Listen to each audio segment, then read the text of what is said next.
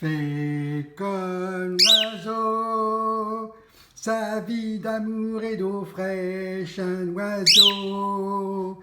Sa vie de chasse et de pêche, un oiseau.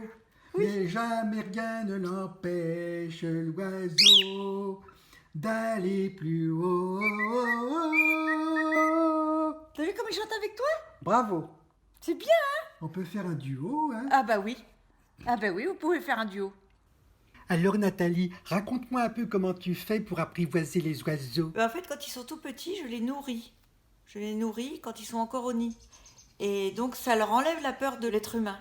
Parce que instinctivement, tous les animaux ont peur des êtres humains.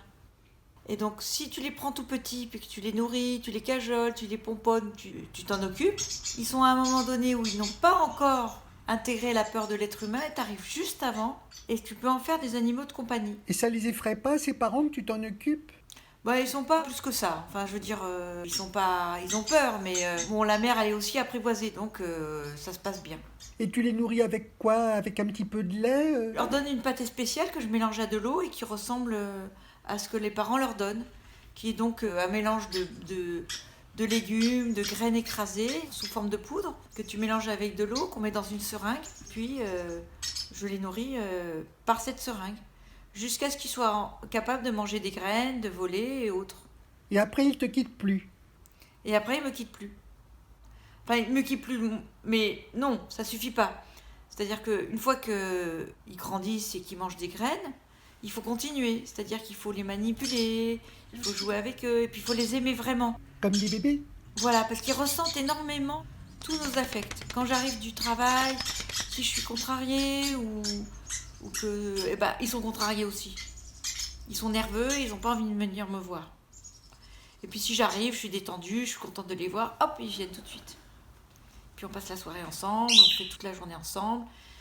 Déjà dans la journée, ils sont libres, c'est-à-dire qu'ils vivent pas dans une cage. Ils y rentrent tout seuls le soir parce que la cage, c'est leur refuge, c'est leur maison pour dormir, qui les protège des prédateurs éventuels. Ils gardent quand même un instinct animal, donc le prédateur, c'est quelque chose qui existe. Mais après, dans la journée, ils volent en liberté, ils font leur vie. Moi, je leur mets des petits bouts de carton, je leur mets des plantes, je leur mets tout un tas de choses pour essayer de recréer un environnement parce qu'ils aiment bien détruire. Et puis quand j'arrive le soir, c'est comme les chiens, ils piaillent. Alors ils aboient pas, mais ils piaillent énormément. Dès qu'il y a quelqu'un qui rentre ou qui sort, de toute façon, pour avertir. Et puis je les prends pour faire mes trucs, pour faire à manger, ou pour lire un livre, ou tout. Il est sur mon épaule. Et puis de temps en temps, il demande des bisous. Pour demander des bisous, il se colle. Oh, il te fait un bisou. Regarde, c'est lui, il lui fait un bisou. Il est mignon. Tu veux le câlin? Je sais, je t'aime, je sais, je sais. Je sais que tu m'aimes, je le sais. Bisous, bisous.